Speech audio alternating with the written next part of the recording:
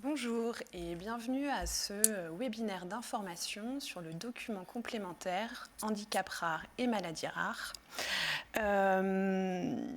Pendant 1 heure, nous allons être ensemble pour vous présenter ce document. Vous êtes déjà très nombreux à vous être inscrits, d'où certainement l'intérêt d'avoir de plus amples informations sur ce document. Je suis Gwenaëlle Sebilo du Groupement national de coopération handicap rare. Je vais avoir le plaisir d'animer ce webinaire. Nous allons nous retrouver ensemble du coup pendant 1 heure. Nous avons souhaité que ce temps soit évidemment accessible. Donc vous avez un interprète en langue des signes française en LSF en bas à droite et également la traduction en vélotypie en bas de votre écran. Tout au long des témoignages, des interventions, vous avez la possibilité d'inscrire, d'écrire toutes les questions que vous pouvez avoir autour de ce document complémentaire. Si d'ici la fin de ce webinaire, nous n'avons pas la possibilité de répondre à l'ensemble de ces questions, sachez que nous vous transmettrons avec le replay de ce webinaire, l'ensemble des réponses dans une foire aux questions.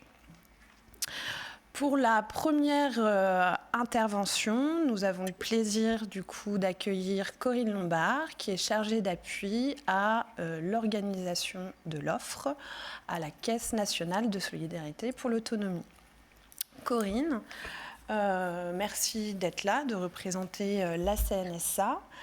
Pouvez-vous nous dire en quelques mots quelles sont les missions de la Caisse et également peut-être de venir expliquer comment le document complémentaire du coup a émergé, quelle est sa genèse, comment s'est-il construit et comment la CNSA a pu le soutenir dès son origine.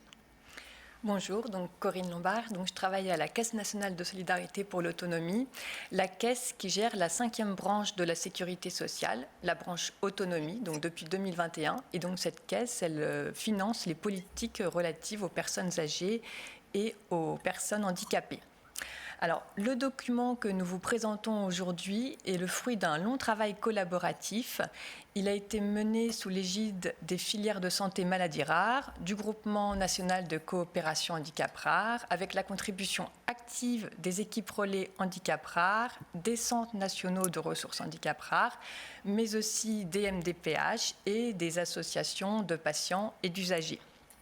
Et évidemment aussi avec le soutien de la CNSA depuis 2015. Donc, une première version a été expérimentée sur plusieurs territoires en 2021. Donc, cette phase d'expérimentation nous a permis de tester sa pertinence, mais aussi d'en mesurer les apports, mais aussi les limites. Et donc, du coup, avec les nombreux retours recueillis, on a pu ajuster et améliorer le document pour aboutir à sa version actuelle. Alors, pourquoi ce document ? Ce document complémentaire, il vient enrichir le dossier MDPH ou le dossier Maison de l'autonomie. Il a pour objectif d'offrir une description plus fine et plus fidèle du quotidien des personnes concernées par un handicap ou une maladie rare. Il permet de mieux cerner les impacts concrets dans la vie de tous les jours et ainsi de faciliter l'identification des besoins et l'élaboration pour les MDPH du plan personnalisé de compensation. Il est important de souligner que c'est un document facultatif. Il est destiné aussi bien aux enfants qu'aux adultes et on peut le retrouver sur monparcourshandicap.gouv.fr. Donc, je me permets quelques petits rappels sur le fonctionnement des MDPH. Donc, la MDPH, ce n'est pas une caisse d'assurance maladie. Elle ne raisonne pas uniquement en fonction d'un diagnostic. Une même personne, enfin 2 personnes atteintes de la même pathologie peuvent avoir des besoins très différents. Et donc ce qui compte, c'est le retentissement de la situation sur la vie quotidienne. Conformément à l'article L146.3 du Code de l'action sociale et des familles, le handicap, c'est défini par la limitation d'activité ou les restrictions de participation à la vie sociale en lien avec une altération durable ou définitive d'une ou plusieurs fonctions. Et c'est non lié uniquement à la pathologie ou au degré de déficience. Donc, les équipes pluridisciplinaires des MDPH, elles s'appuient sur des outils d'évaluation réglementaires comme l'annexe 2.4, le guide barème, l'annexe 2.5, accès à la PCH, ou encore le GEVA, l'outil d'évaluation des besoins, pour construire une évaluation globale et personnalisée. Alors, je fais aussi un petit rappel sur ce que sont les maladies rares et le handicap rare. Donc, les maladies rares sont celles qui touchent moins d'une personne sur 2000. On en recense 6 à 7 000, mais le nombre qu'on recense ne cesse de croître. Et ces maladies posent des défis à la fois en termes de diagnostic et ensuite de prise en charge. Le handicap rare, lui, il se définit par 3 types de rareté. La rareté des publics concernés, c'est moins de 1 personne sur 10 000. La rareté des combinaisons de déficiences, mais aussi la rareté des expertises et la complexité des techniques à mettre en œuvre pour accompagner ces personnes. Le handicap rare est aussi défini dans le Code de l'action sociale et des familles. Donc, il y a 5 grandes catégories de handicap rare. Donc, les 3 premiers, ils sont liés à une déficience sensorielle grave associée à une autre déficience grave. Le 4e handicap rare, c'est lié à une dysphasie grave ou des troubles majeurs de la communication. Et la 5e catégorie de handicap rare, c'est souvent lié à une maladie rare ou une pathologie chronique évolutive grave. Voilà. Donc, en pratique, quand on dépose son dossier à la MDPH, le dossier comporte les pièces obligatoires, donc le certificat médical, le dossier de demande CERFA, un justificatif d'identité, une attestation de domicile et, le cas échéant, une attestation de protection juridique.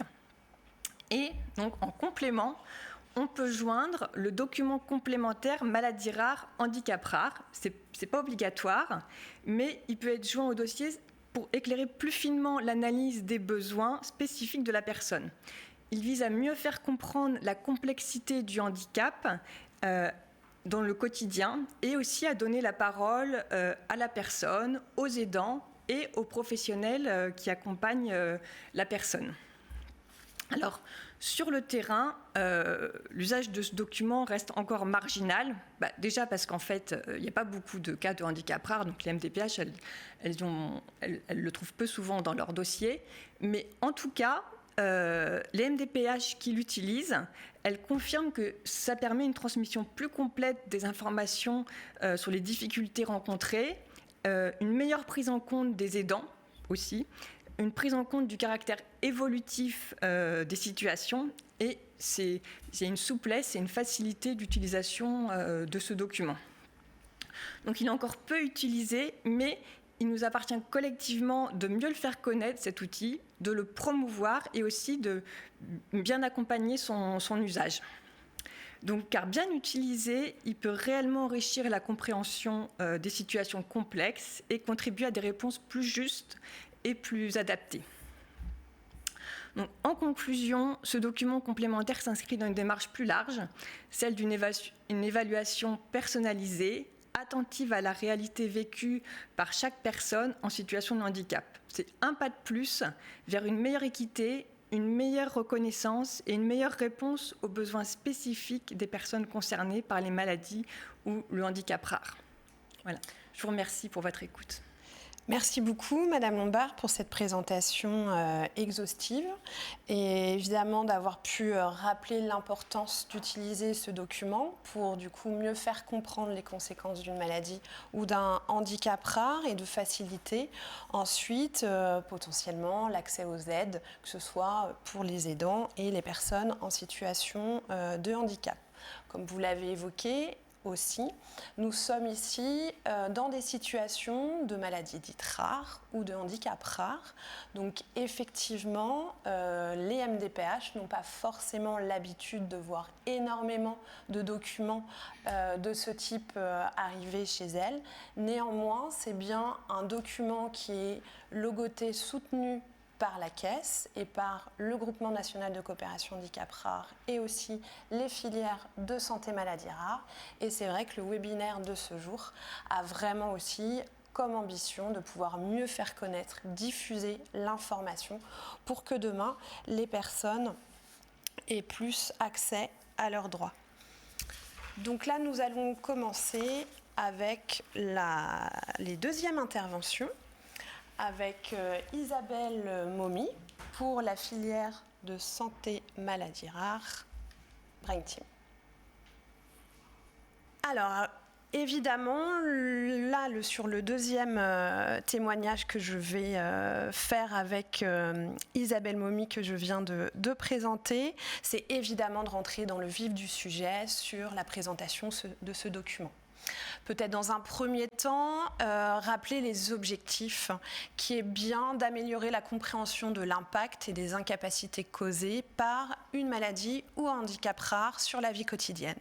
Nous sommes sur des conséquences qui peuvent être fines, mal connues, mal comprises, et donc l'objet, c'est bien de pouvoir mieux venir les présenter, les expliquer, les apporter auprès des MDPH pour qu'elles soient mieux prises en compte, effectivement, par rapport au nombre de dossiers qu'elles peuvent aussi avoir à traiter.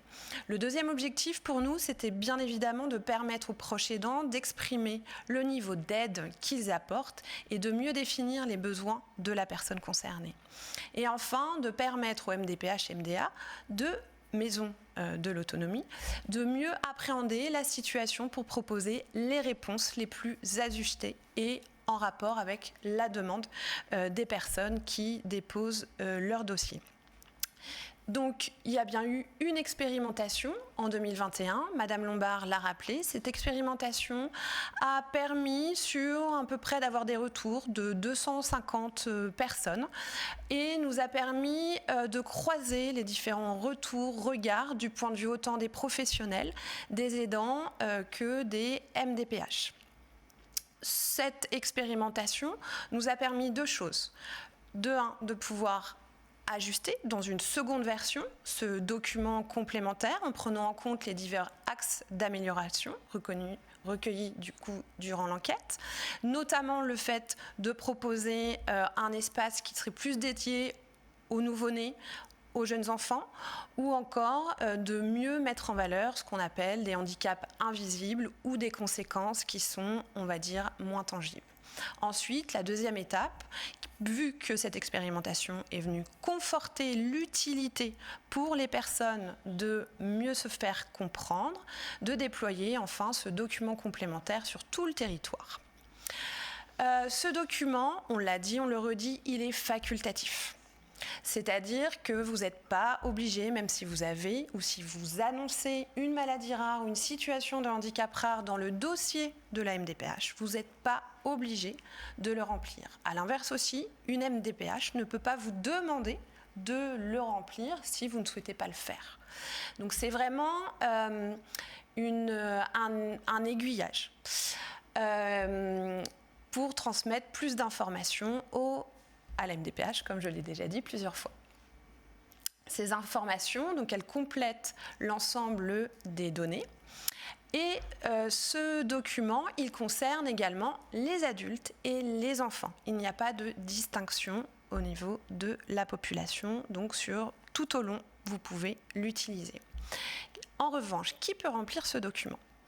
Il est facultatif et donc, en fait, plusieurs personnes peuvent le remplir. Vous pouvez être plusieurs à venir le remplir parce que les besoins ou les réalités, lorsqu'une personne est accompagnée par un établissement, par d'autres professionnels, apportent un regard différent et donc ce document peut être rempli par la personne elle-même, la famille, ses proches aidants, un membre d'une association ou un professionnel. Bien évidemment, c'est à la personne de déposer le document ensuite auprès de la MDPH.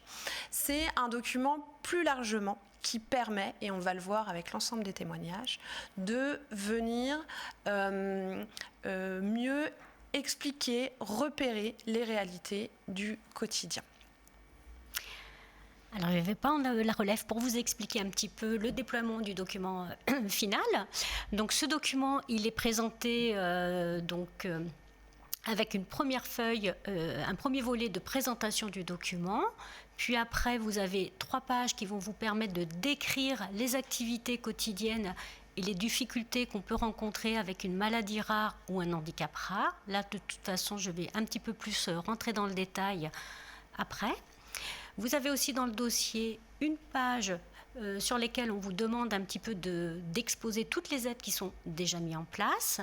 Vous avez ensuite 2 pages d'emploi du temps qui permet un petit peu de montrer le déroulement d'une journée ou d'une semaine de la personne avec toutes les interventions qui gravitent autour de la personne avec une maladie rare ou un handicap rare.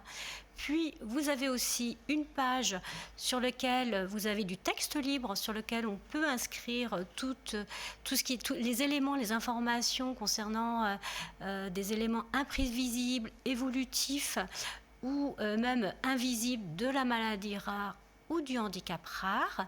Après, vous avez une page très succincte pour compléter, en fait, dire qui a rempli ce document-là. Et puis, vous avez un annexe, 3 pages, qui vous donnent des définitions des activités qui vous servent, en fait, aux pages précédentes. Donc, ce document-là, il est accessible, Madame Lombard vous l'a dit en début de témoignage, sur le site Mon Parcours Handicap. Donc, vous tapez Mon Parcours Handicap, dossier MDPH, et dans dossier MDPH, au point 3, où c'est inscrit comment remplir un dossier de demande MDPH, vous avez en fait plusieurs étapes qui vous sont proposées. Et dans l'étape 4, vous verrez à un moment donné, c'est indiqué compléter le dossier avec des pièces justificatives. Et c'est à ce moment-là, quand vous aurez les pièces justificatives, que vont apparaître des informations sur le document complémentaire que vous pourrez télécharger ou imprimer directement.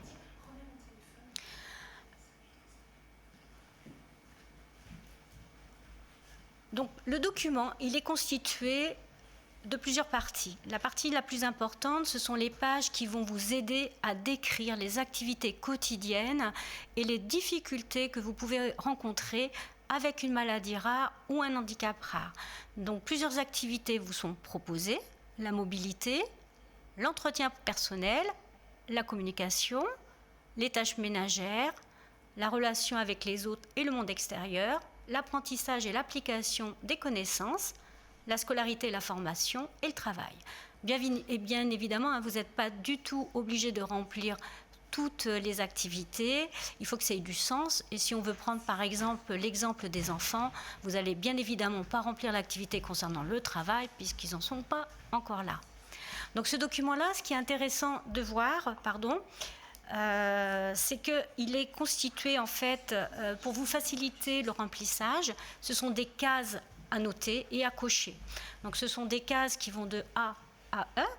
A, c'est pour indiquer que l'activité peut être réalisée seule par la personne. D, c'est quand la personne ne peut pas réaliser toute seule ou avec grande difficulté l'activité. Et E, c'est quand on n'est pas concerné. Donc vous pouvez cocher donc ces cases-là. Et ce qui est très intéressant, c'est que à droite, vous avez la possibilité d'écrire du texte qui vont compléter la case que vous avez cochée. Par exemple, si on prend l'activité sur la mobilité, si on prend le sous-groupe marché, si vous cochez la case B, ça veut dire la personne peut réaliser l'activité avec difficulté. Eh ben, je vous invite, si c'est le cas, à remplir à droite des informations complémentaires, comme par exemple, la personne marche avec des béquilles et ne peut pas faire plus de 100 mètres. Pourquoi ? Parce que ce sont aussi ces informations-là qui vont donner des éléments complémentaires au MDPH pour bien comprendre la situation. Et pour tous les items de ces activités-là, voilà, quand vous pouvez, n'hésitez pas à remplir cette partie où le texte est libre.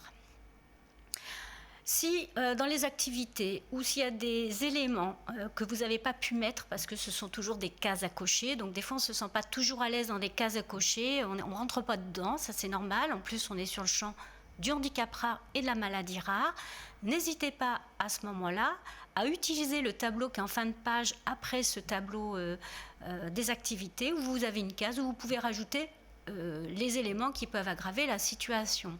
Par exemple, on ne voit pas forcément, quand on coche les cases, la notion de fatigabilité. On peut le retrouver facilement, soit parce que la situation de handicap fatigue, soit parce que les traitements fatiguent la personne, soit parce que c'est la maladie qui fatigue la personne.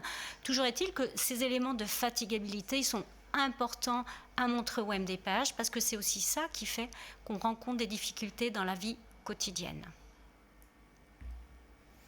Vous pouvez également trouver une page sur les aides qui sont déjà mises en place. Vous n'êtes pas obligé de remplir cette page. Néanmoins, elle permet de venir mieux préciser les interventions de l'entourage, des familles ou des amis, ou encore de l'ensemble des services sociaux, médico-sociaux, dont des soins à domicile, les établissements et services médico-sociaux, ou encore d'autres activités pratiquées régulièrement.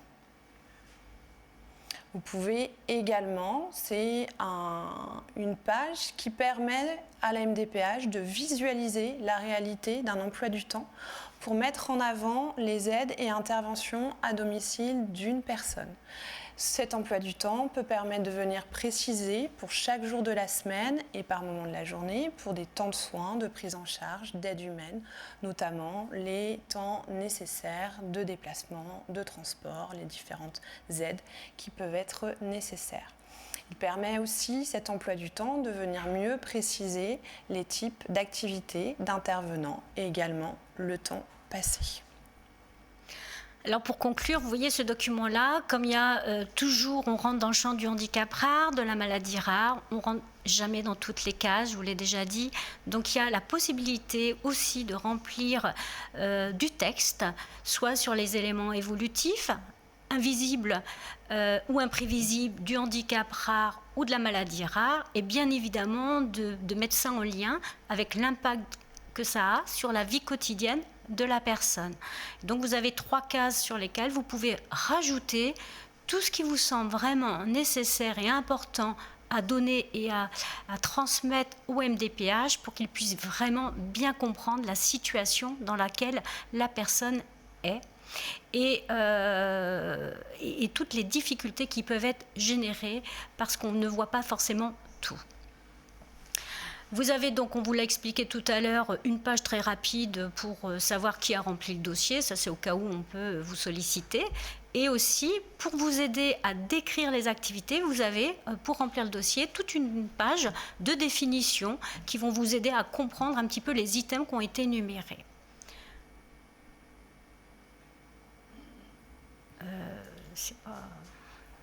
Merci beaucoup, Isabelle. Merci pour cette présentation. Effectivement, ce document a été construit de manière collective. Merci aussi, parce qu'on se tutoie, pour ta pugnacité et la coordination de tous ces travaux avec l'ensemble des parties prenantes. Et effectivement, dans tous les retours, l'ambition, c'était de pouvoir réussir à être exhaustif. Donc ce document, et suite à l'expérimentation, c'était aussi de pouvoir bien préciser dans les annexes comment le remplir. Cela peut paraître fastidieux, mais justement, nous avons eu tout de même des retours positifs sur l'utilisation de ce document. Nous allons du coup passer au témoignage numéro 3.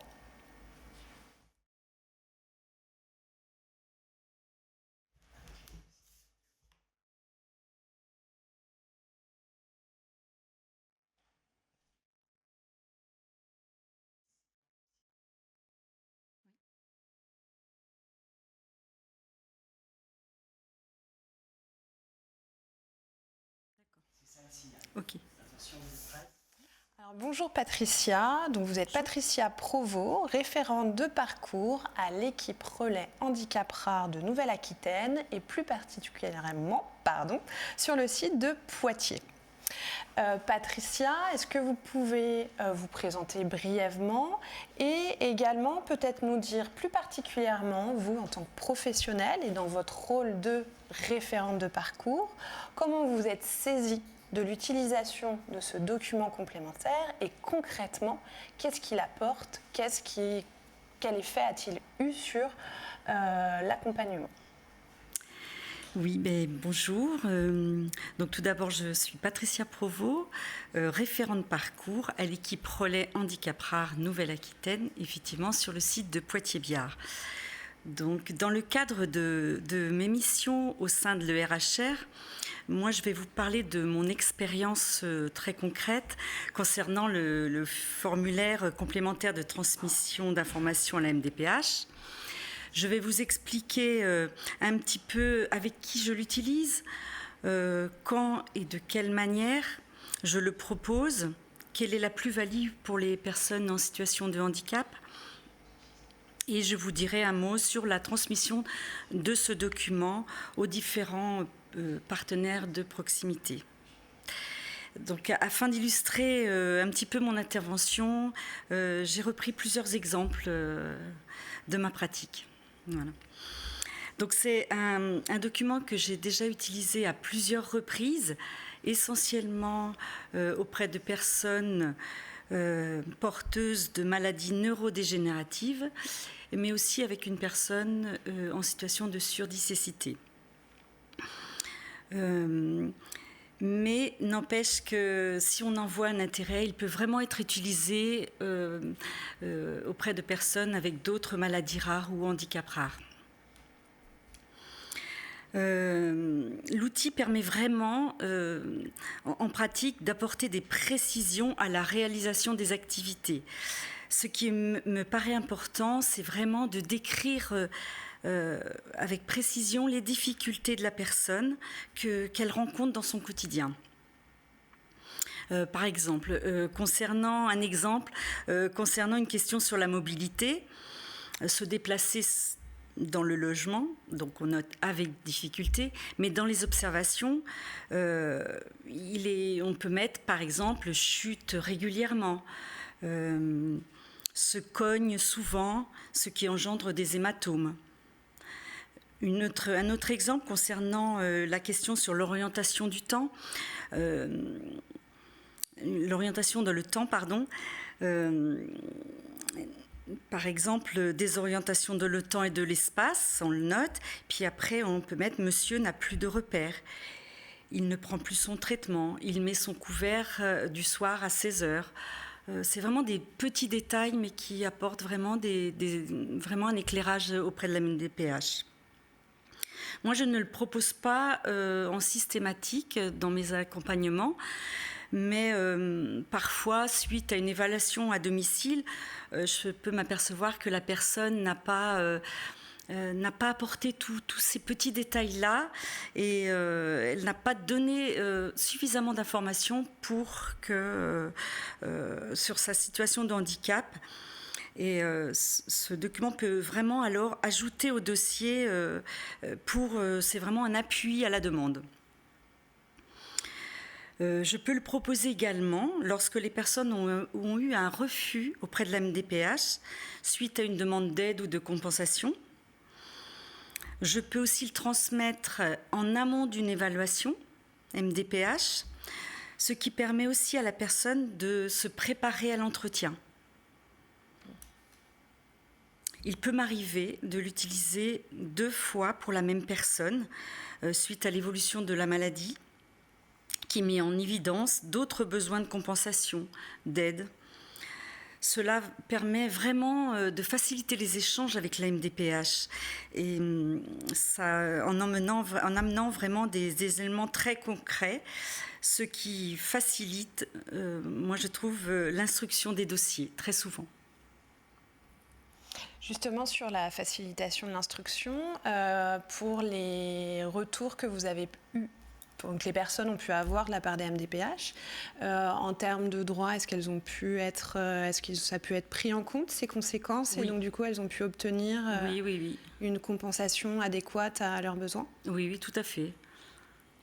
On travaille avec 4 départements de l'Ex-Poitou-Charentes et c'est vrai que on est repéré auprès des MDPH maintenant, ce qui permet vraiment des situations complexes à domicile, urgentes, que le dossier soit traité assez vite et c'est vraiment une plus-value pour les personnes, oui.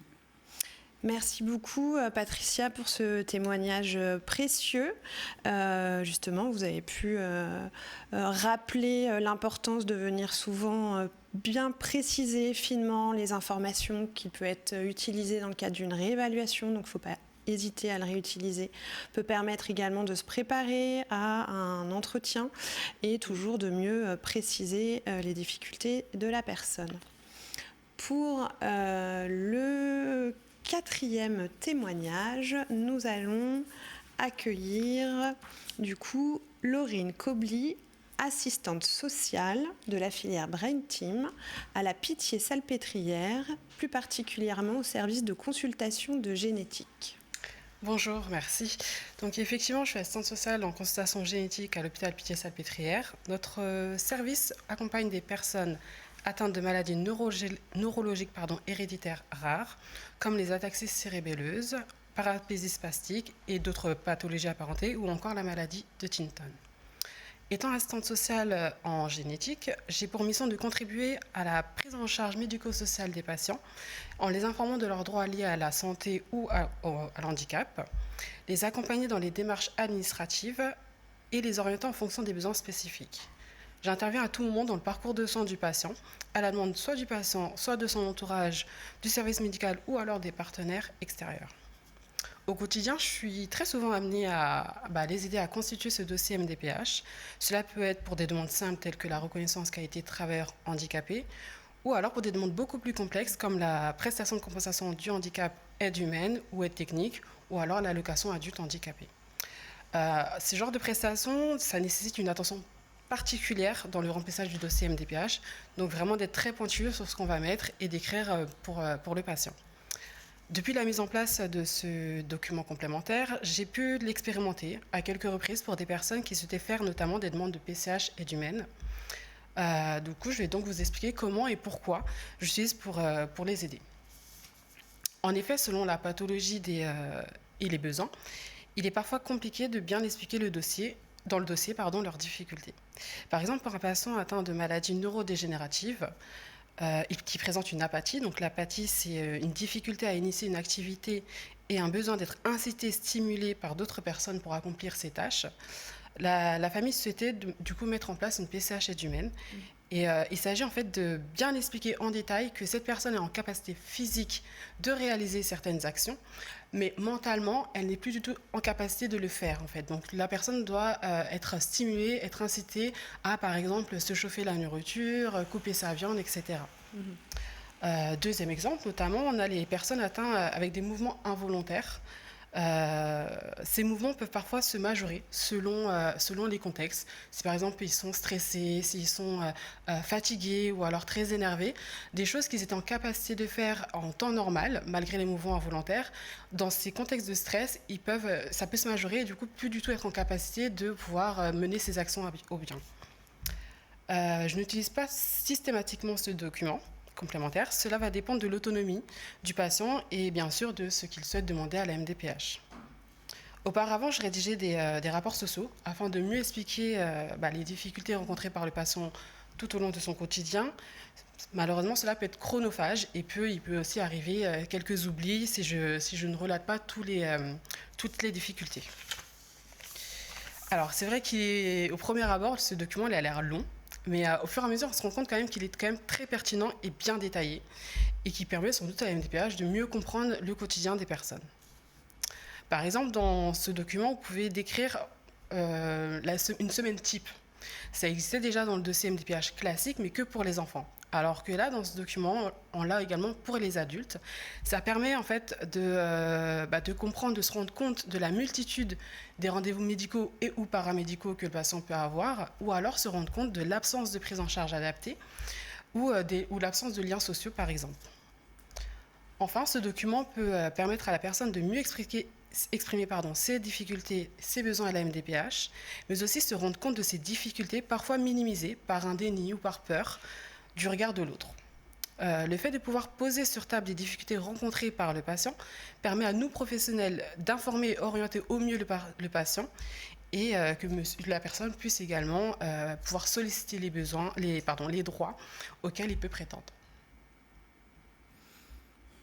Merci. beaucoup.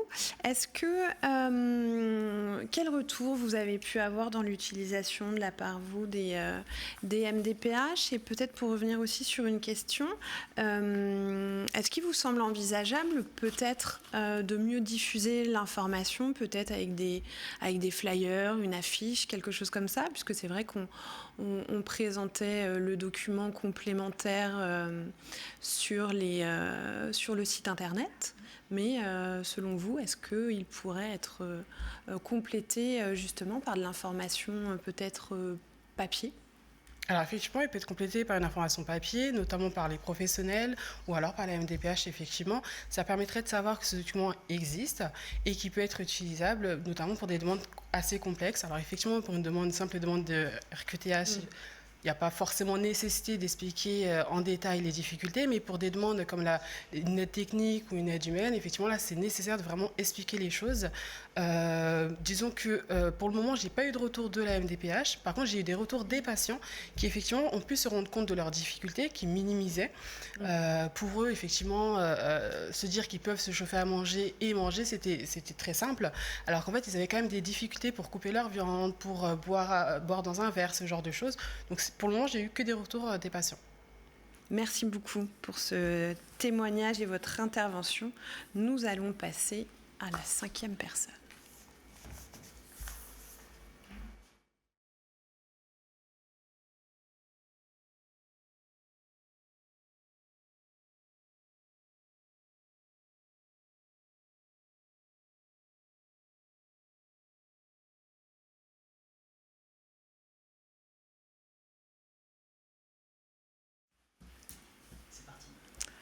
Alors, on vous laisse vous installer. Donc, bienvenue.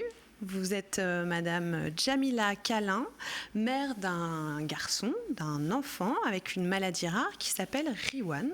Donc là, ça va être le côté aussi maman, utilisatrice du document complémentaire et je suppose aussi utilisatrice de l'administratif pour bien accompagner votre enfant.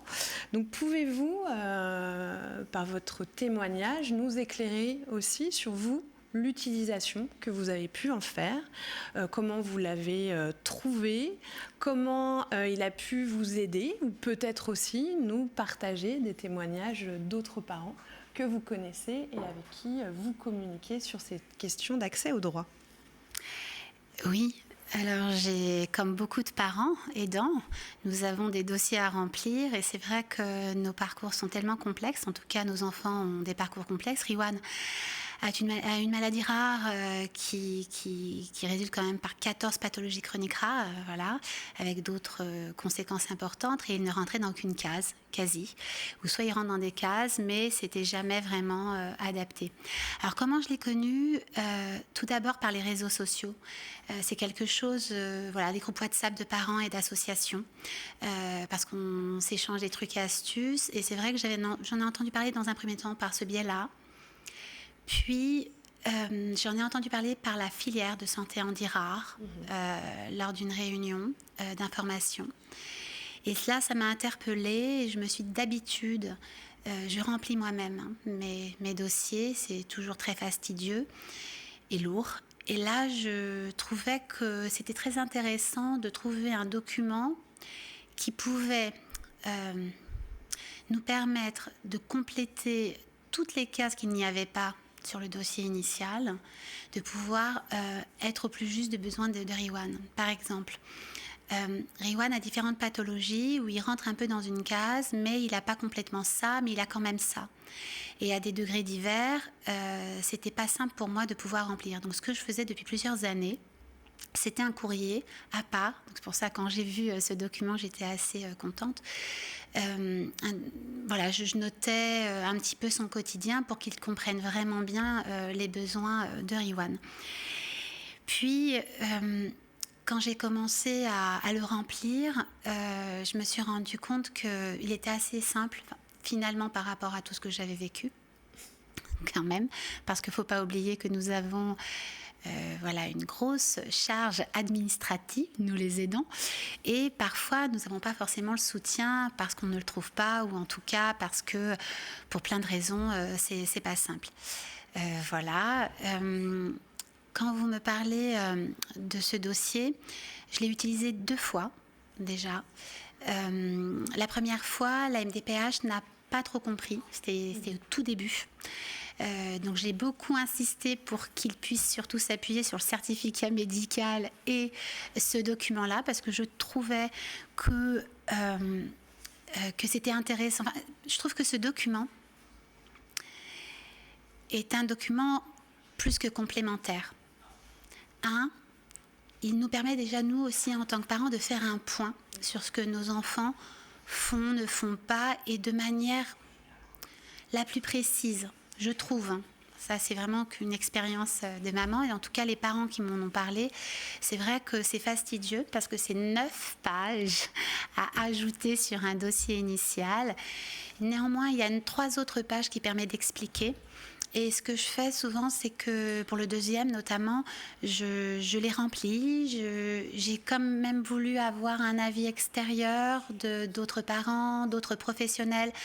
J'ai pu faire un point avec ces paramédicaux, par exemple, redéfinir des objectifs aussi. Est-ce que ça c'est possible, ça c'est pas possible? Est-ce qu'on pourrait peut-être imaginer des choses, parce que sa maladie rare et on ne sait pas comment du tout ça va évoluer.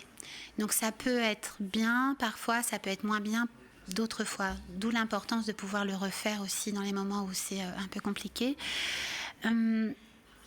C'est un dossier complémentaire qui n'est pas que pour Riwan, pas que pour mon fils. Elle est aussi pour nous les aidants, parce que ça permet aussi de noter les répercussions qu'il peut y avoir sur la fratrie, par exemple. Sur les parents, mais quand je dis parents, c'est pas que le père et la mère, ça peut être aussi les tierces personnes qui accompagnent, parce qu'elles existent, on est un peu invisible parfois, souvent, et là ça permet de les identifier. Et puis aussi, enfin, quelque part, c'est un peu comme pour la CPM, d'avoir une case maladie rare. On dit très bien, maladie rare, mais encore, mais encore, c'est un peu plus complexe que ça, et s'il vous plaît, prenez le temps de le lire, et peut-être que justement, parce que l'objectif que l'on a tous, me semble-t-il, c'est de pouvoir accompagner au mieux quand je dis nos enfants, c'est petits et grands, parce que le mien a 24 ans aujourd'hui, et qui est sous habilitation familiale, donc ça veut dire aussi qu'il y a une certaine autonomie, mais pas complète, et voilà. Merci beaucoup d'avoir pris le temps de venir jusqu'ici et jusqu'à nous. Merci là par votre témoignage aussi, d'avoir peut-être rappelé qu'une maladie rare ou un handicap rare, c'est aussi un parcours, et un parcours souvent complexe. Donc, du coup, et chaotique. Et donc du coup, de pouvoir avoir des professionnels, des organisations, des dispositifs et des documents qui viennent un peu mieux rendre compte justement ces parcours complexes, c'est important, permet de faire le point, et également toutes les répercussions évidemment qu'il y a sur l'entourage et l'entourage proche. Merci. Nous allons passer au témoignage du coup de Maureen Le Bolloc.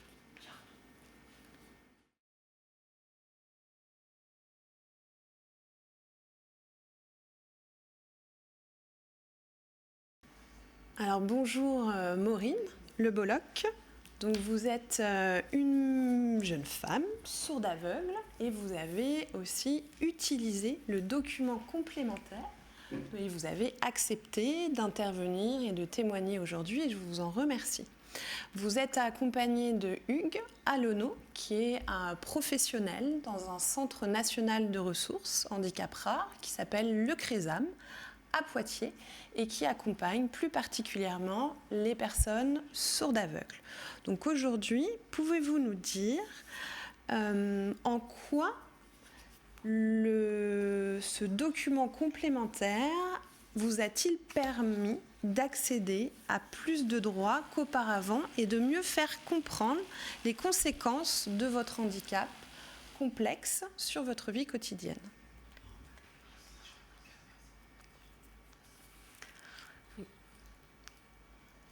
Alors par rapport à ce qui s'est passé avant, le dossier, auparavant c'était un dossier simple médical avec un compte-rendu ophtalmologique et l'audiogramme. et un compte-rendu du médecin généraliste. Voilà. Et on m'attribuait un nombre d'heures, en l'occurrence 50. À l'époque, c'était ça. Donc avec le dossier complémentaire, ça a été mieux. Les résultats ont permis de valider réellement ma situation plutôt que quelque chose qui n'était pas ma situation.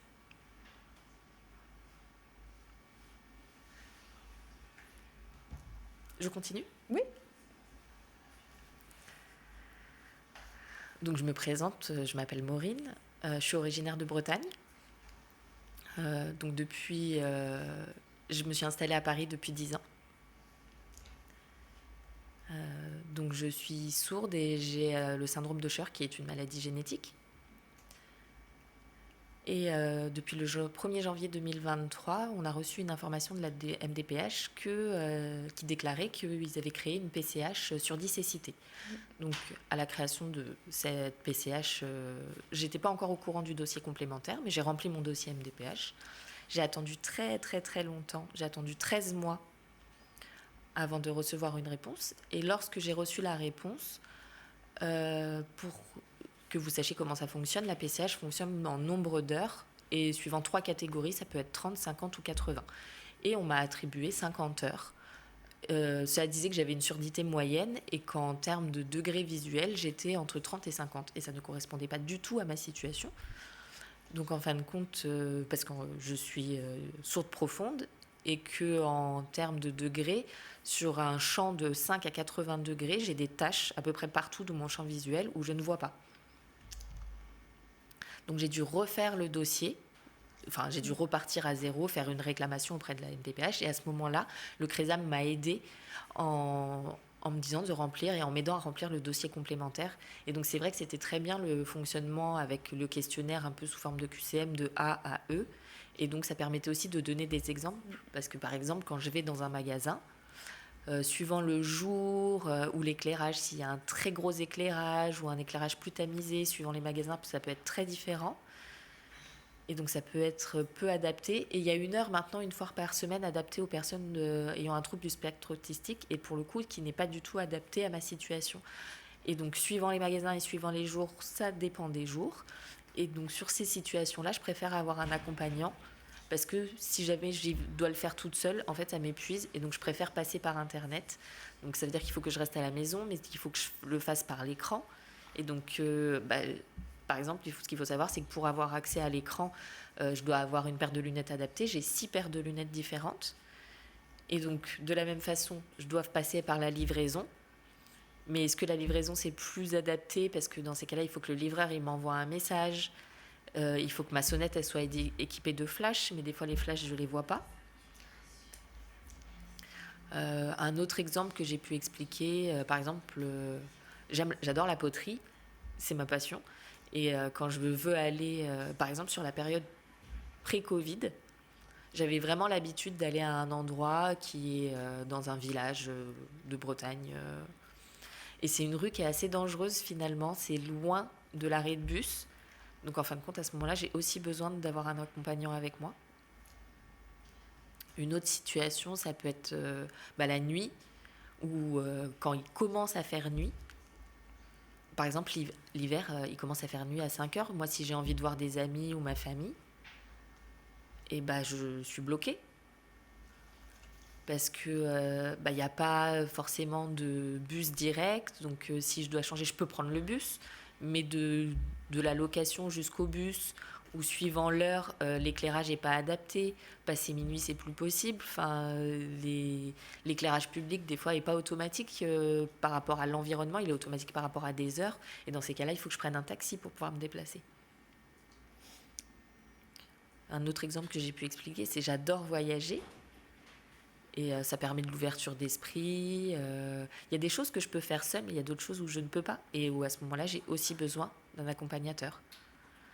Parce que par exemple, dans une ville, même si elle est adaptée et accessible, même s'il y a des panneaux, si c'est une ville que je ne connais pas parfaitement, et ça peut être aussi des horaires différents, où il fait nuit à des horaires différents qu'en France. Et à ce moment-là, j'ai besoin qu'on m'accompagne. Donc quand je suis chez moi, par exemple, pour tout ce qui est ménage, je peux le faire. Il y a juste une chose, par exemple, pour les vitres. je suis incapable de nettoyer les vitres parce que suivant le temps qu'il fait dehors, soit je suis trop éblouie et dans ces cas-là, c'est très très difficile. Quand il pleut, c'est mieux en termes de visibilité, mais je vois pas les taches sur les vitres. Donc à ce moment-là, c'est vrai que j'ai tendance à demander à une personne spécifiquement pour les vitres de venir m'aider pour le ménage. Donc du coup, le document complémentaire vous a permis d'obtenir le forfait sur 10 cécité à la hauteur de vos besoins. Oui. Justement, j'y arrivais, c'est la suite. Grâce au dossier complémentaire où j'ai pu donner tous les arguments, mon parcours, ce qui bloquait, j'ai attendu encore 7 mois. Mais le résultat, ça a été qu'ils ont validé les 80 heures d'accompagnement. Et c'est une vraie réussite, c'est du soulagement parce que ça me permet de payer les accompagnants et aussi les interprètes. Parce que, ce qu'il ne faut pas oublier, c'est que la surdicécité, ce n'est pas seulement de l'accompagnement, c'est aussi les interprètes qu'il faut payer. Voilà, donc c'est un vrai soulagement. Merci Madame Le Bolloc pour ce témoignage. Monsieur Alonneau, du coup, dans votre pratique professionnelle, je suppose que vous avez accompagné peut-être d'autres personnes en situation de surdicécité et avec ce document complémentaire. Quel est du coup le retour d'expérience que vous pouvez nous en faire ? Oui, merci. Donc moi, Hugues Alonneau, je travaille au CRESAM, Centre national handicap rare surdicécité. Et quand Maureen dit que le CRESAM l'a aidé, en fait, le CRESAM a fait organiser un groupe de travail de personnes sourdes aveugles pour travailler sur ce dossier complémentaire. On a eu la chance d'assister à une journée d'information organisée par l'AMSA, l'Association nationale des personnes sourdes aveugles, au sujet du forfait surdicécité et du dossier complémentaire. Et lors de cette journée, les personnes sourdes aveugles ont exprimé le fait que c'était très très compliqué pour elles de remplir les dossiers CERFA, les dossiers de MDPH et ce dossier complémentaire qui faisait quand même 12 pages. Ils ne savaient pas trop comment s'y prendre pour remplir le dossier, quel exemple donner de la vie quotidienne pour que les médecins, les instructeurs de la MDPH comprennent bien leur situation. Donc d'un commun accord, on a organisé des séances de travail, mais vraiment de travail, avec une douzaine de personnes sourdes aveugles, alors qu'ils avaient tous à peu près le même profil. Donc comme Maureen, syndrome Usher de type 1, communiquant en langue des signes, donc avec des besoins un peu similaires, des difficultés similaires. Et puis on a travaillé case par case, paragraphe par paragraphe, pour savoir ce qu'ils voulaient mettre, eux, comme exemple, comment remplir ce dossier. Donc chacun y allait de son exemple. Ça faisait souvent écho à d'autres situations similaires. Et de ce travail-là a résulté un fichier pré-rempli, on va dire, avec des exemples. Fichier qui a été validé par l'ensemble du groupe et qui est sur le site de CRESAM, du coup, que les personnes avec un syndrome Usher de type 1 dans la même situation peuvent utiliser, peuvent consulter pour voir si oui ou non ils peuvent mettre ce type d'exemple pour argumenter leur situation à la MDPH avec le dossier complémentaire. Merci. Et je vous en prie. Merci beaucoup à tous les deux pour ces interventions. Merci à vous, Laura, pour l'interprétariat. Peut-être reprendre 2 ou 3 questions qu'on a pu avoir dans le chat. Est-ce qu'une MDPH peut-elle refuser aujourd'hui le document complémentaire ?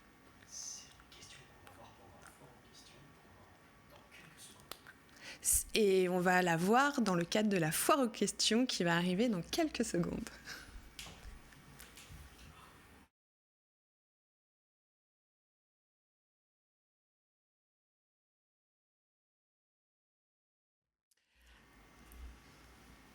Alors, nous allons partager là quelques questions que nous avons pu avoir. La première, est-ce qu'une maison départementale des personnes en situation de handicap peut-elle refuser le document complémentaire ? Non, il n'y a aucune raison pour qu'elle le refuse. C'est un document qui est joint de façon complémentaire à l'ensemble du dossier MDPH et ce document, en plus, il est surtout censé l'aider, elle, à faire une évaluation plus précise des besoins de la personne. C'est destiné à lui faciliter la vie, à elle aussi. Donc, a priori, il n'y a pas de raison qu'elle le refuse. Et en plus, c'est quand même un document officiel Il a été travaillé avec les filières de santé maladies rares, mais aussi tout le dispositif intégré handicap rare, les MDPH, et aussi il est soutenu par la CNSA, et il est sur un site officiel, monparcourshandicap.gouv.fr. Donc elles doivent le voir plutôt comme un plus qu'il n'y a pas de raison qu'elles le refusent. Voilà. Merci pour cette précision, Madame Lombard. Et à l'inverse, est-ce que les MDPH pourraient être amenés à justement plus présenter, proposer, informer les personnes de l'existence de ce document complémentaire ? Je trouve que ce serait une bonne chose à partir du moment où elles savent que la personne est atteinte d'une maladie ou d'un handicap rare.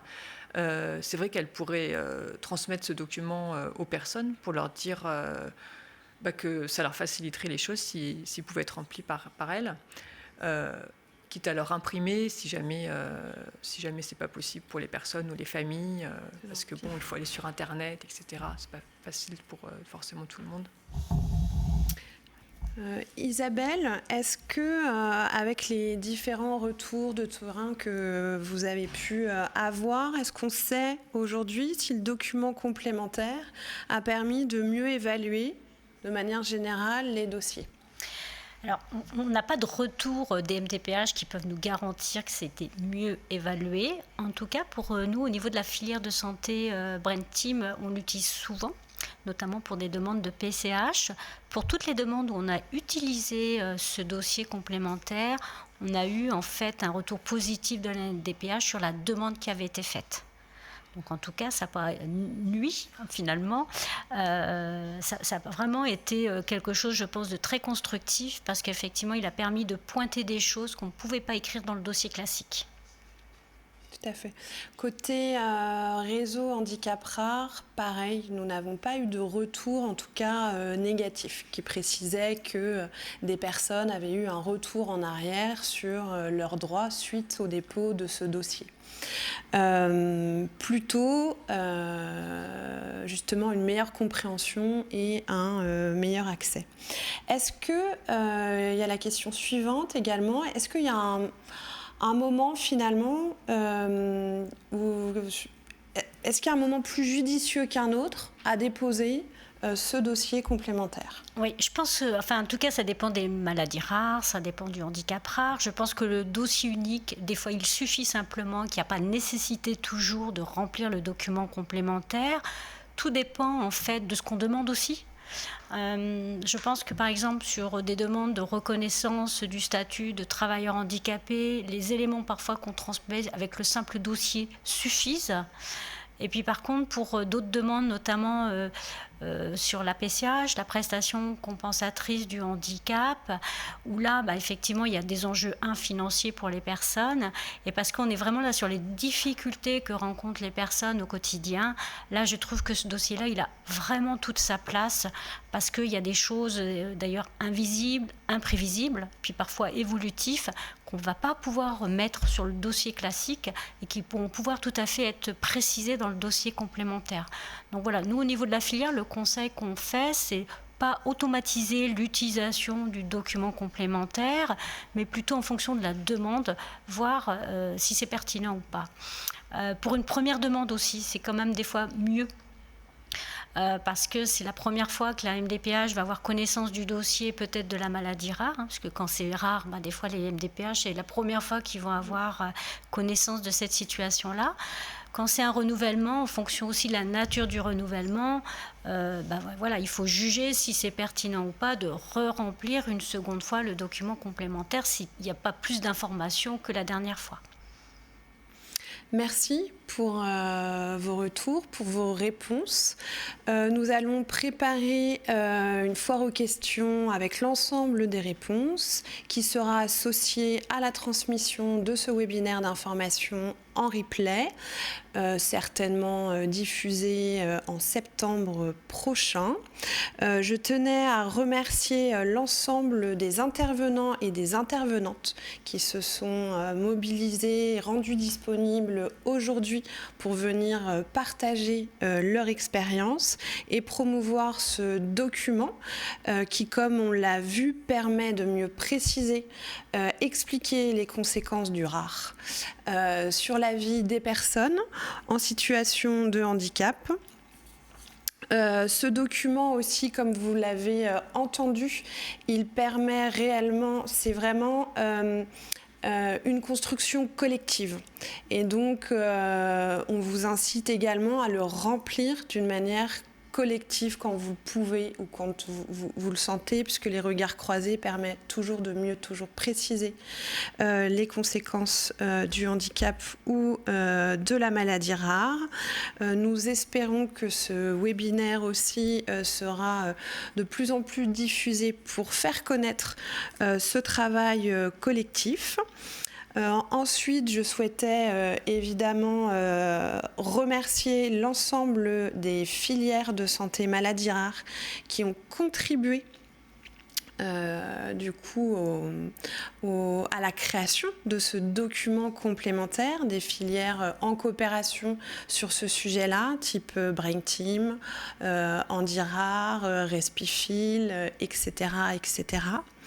Je souhaitais aussi remercier des associations de patients, d'usagers, de personnes en situation de handicap rare, toutes les personnes qui l'ont utilisé et qui ont pris le temps de nous faire des retours lors de l'expérimentation en 2021, les retours également des nombreuses MDPH qui nous ont confortés à continuer à réaliser et à soutenir cette initiative. Je tenais à remercier également l'ensemble des professionnels des équipes relais handicap rare et des CNR qui se sont mobilisés et qui accompagnent les personnes avec celui-ci. Et enfin, la CNSA pour son soutien indéfectible et actif depuis le début de l'expérimentation. Merci beaucoup et à bientôt.